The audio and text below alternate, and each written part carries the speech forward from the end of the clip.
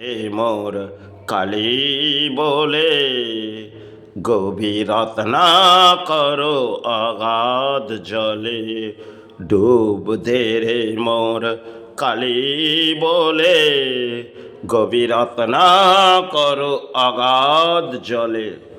অসাধারণ গান সাধক রামপ্রসাদ তিনি যে ভরিয়ে দিয়ে গেছে, তিনি অসাধারণ গান যা আজও কণ্ঠে যদি নেওয়া যায়, তিনি অসাধারণ গান যেন লিখে গেছেন,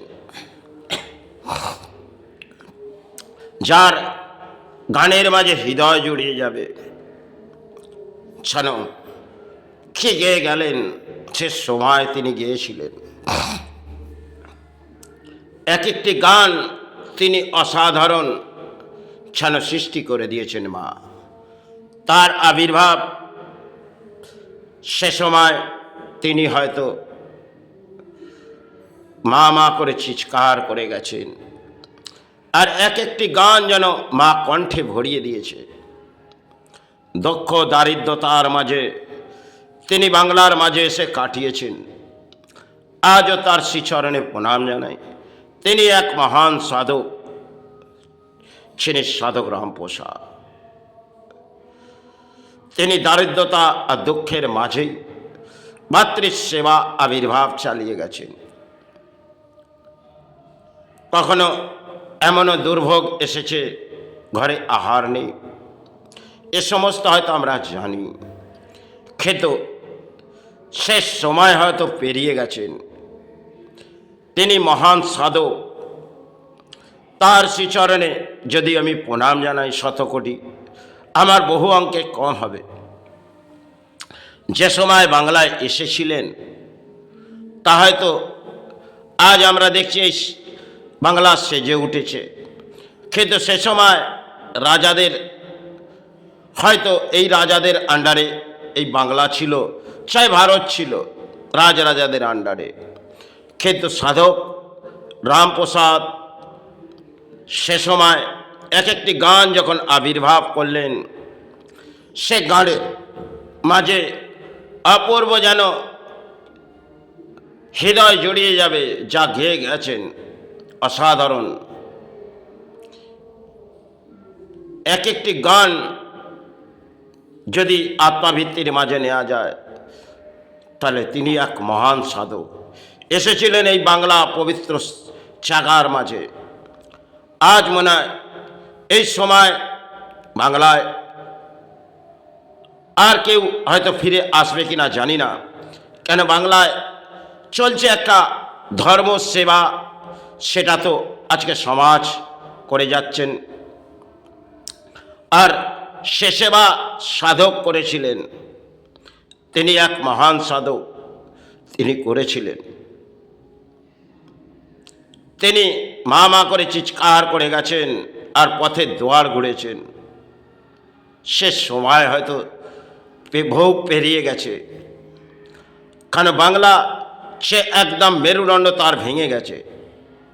কারণ এখানে সর্বপ্রথম দেখা যাবে অর্থই যেন প্রধান ধর্ম হয়ে গেছে। এটাই তো বাংলায়, এটাই বাংলায় চলেছে, আর এটাই বাংলায় যেন চলবে। এই পরিস্থিতির মাঝে আর হয়তো কেউ আসবে না, কারণ যিনি আসবে সাধনা করতে, তাকে সমাজ জায়গা দেবে না। সে সময় হয়তো রাজারা তার কণ্ঠের গান শুনেছিলেন, কিন্তু তিনি মায়ের কাছ থেকে খালি আবির্ভাব চেয়ে গেছেন। সে আবির্ভাব আজও সমাজে বেজে ওঠে। কিন্তু তিনি হয়তো পথে ঘুরেছে, কিছু অর্থ, পাঁচটি প্রাণী হোক, 4টে প্রাণীর জন্যে অন্যের আহার এনেছে, এমনও সময় তো তার কেটেছে, তা হয়তো আমরা কিছুই জানি না। কারণ অন্যের আহার সে সময় ঘরে নেই, তিনি পথে গেলেন, বহু পথ ঘুরলেন, ভাড়া দুকুর গড়িয়ে এলেন। ভাড়া দুপুর গড়িয়ে এলেন যে মা, আজ তো বহু পথ ঘুরলাম, কিন্তু মা বাড়ি ফিরে যায়। অপূর্ব নীলা তিনি করে বেড়ালেন, ছাড় অপূর্ব নীলা তিনি করে বেড়ালেন। এক নারী রূপে তিনি মহামায়া আবির্ভাব হলেন তার বসস্থানে। সে বসস্থানে তিনি সেবা চালিয়েছেন। যখন সন্তানরা অন্নের জন্যে মায়ের কাছ থেকে অন্ন চাইছে, কিন্তু ঘরে তো কিছুই নেই, আর এক রূপায়ণী নারী হিসেবে মা প্রবেশ করলেন।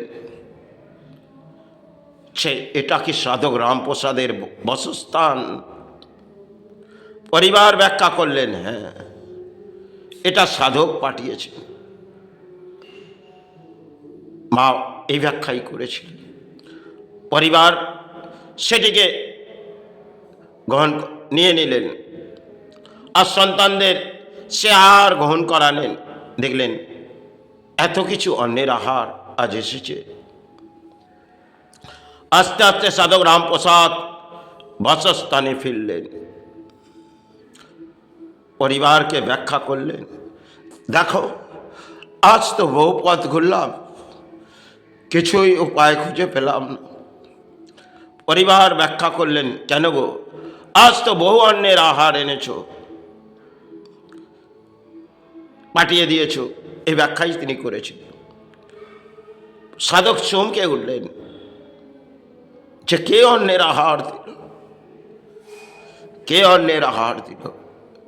তিনি এ ব্যাখ্যা করে মায়ের কাছে চলে গেলেন। সে মা মা করে চিৎকার করতে লাগলেন যে মা, এত ডাকলাম তো দর্শন পেলাম না। তিনি মা মা করে চিৎকার করতে লাগলেন। সে মা অপূর্ব তো নীলা মা, যা করে বেড়ালি।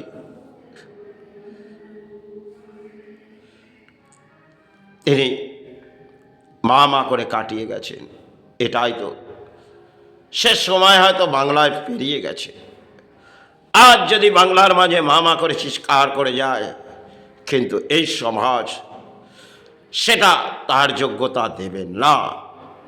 কারণ এই বাংলায় চলছে ধর্ম অর্থে, আর সে সময় তারা করে গেছেন, ধর্মকে জাগিয়ে গেছেন, ধর্মকে এগিয়ে গেছেন, ধর্মকে তলানিতে পাঠিয়ে যায়নি, ধর্মকে উচ্চ স্তরে নিয়ে গেছেন।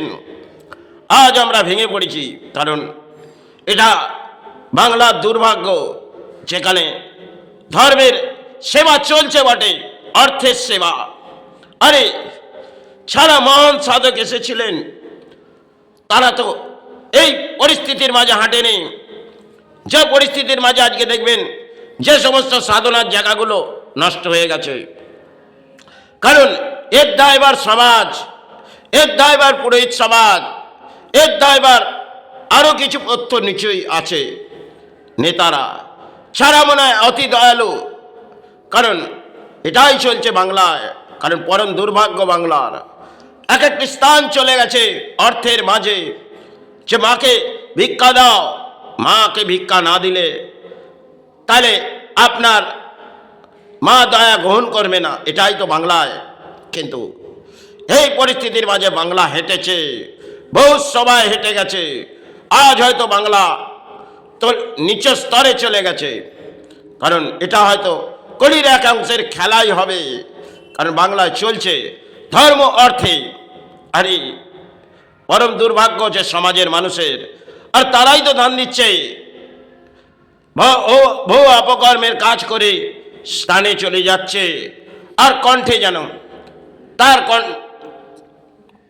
তাকে জড়িয়ে ধরছে যে মা আমাকে অর্থ দে। আরে এটা কি ধর্মের? এই ধরনের ধর্ম যদি চলতে থাকে, জানবেন ধর্ম তলানিতে চলে গেছে। কারণ তাকে জাগানো যাবে না।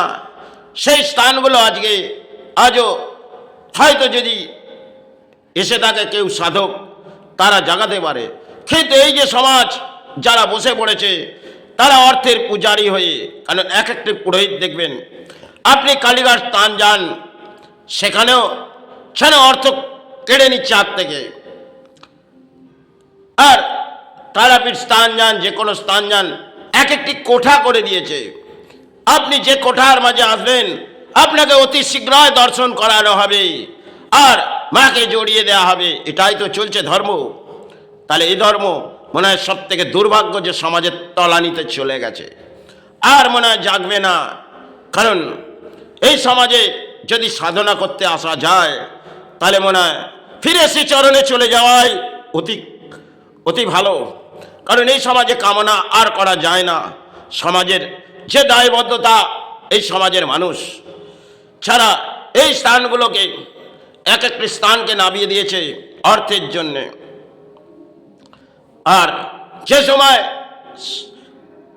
বাবা বামদেব তিনি তো বৈশিষ্ট্য, আর তিনি হয়তো বড় কষ্ট সে সময় কাটিয়েছেন। তারাপীঠ স্থান, সে রানী, যিনি রানী ছিলেন তিনি হয়তো ওই স্থানের নির্দেশ মেনে চলতেন।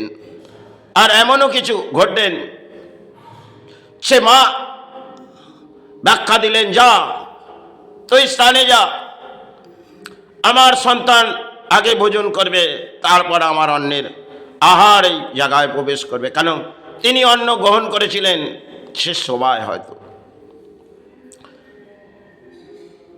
আর সে সময় তিনি বাবা বামদেব তার শ্রীচরণে প্রণাম জানাই, সাধক রামপ্রসাদকে প্রণাম জানিয়ে আমি শেষ পথেই হাঁটব। কিন্তু তারা এসেছিলেন সাধনা করতে আর এই জায়গাকে জাগিয়ে দিয়ে গেছে। আজকে যদি তারাপীঠ স্থান হয়তো আমি আজও পর্যন্ত দর্শন করিনি, কিন্তু আর যাওয়ার আশাবৃদ্ধিও করিনি, তাই এখান থেকেই মাকে স্মরণ করে নিই। কারণ তারা হয়তো তিনি এসেছিলেন বাবা বাম হয়ে, আবার বৈশিষ্ট্য হয়ে। এ সমস্ত অপূর্ব ঘটনা তারা এক এক ঘটনা তারা মায়ের কাছ থেকে আমাদের জন্য দিয়ে গেছে। সেই মাকে কিভাবে জাগিয়ে গেছেন, দর্শন দর্শন করে চিৎকার করে গেছে। হয়তো কেউ দর্শন সবই আত্মাবৃত্তির মাঝে মাকে ডেকে গেছেন। তারা অর্থের লোভ লালসায় আসেনি। আর এই সমাজে যে পরিস্থিতি ভেঙে পড়েছে তাতে মনে হয় আর কেউ আসবেন না। আর যদি আসে সে পরম দুর্ভাগ্য নিয়ে এই সমাজে লড়াই করতে আসবে, আর এই সমাজ তাকে মেনে নেবে না। তাই যাই হোক, এটাই জানবে কামনা জানিয়ে আমি সেবা মাঝে আসব। তাই সর্বমানব কল্যাণ যাতে এই দেশের মাঝেই হোক এটাই কামনা জানিয়ে আমি সেবার মাঝে আসব।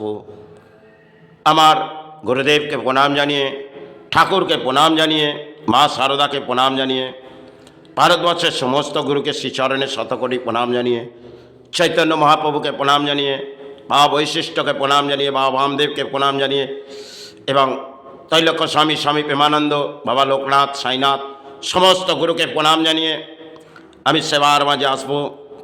হে স্বামী বিবেকানন্দ, তোমার অন্তর্দয় ভারত আর বিশ্বের সেবা সাহারা করো। সেবার মাঝে আসবো।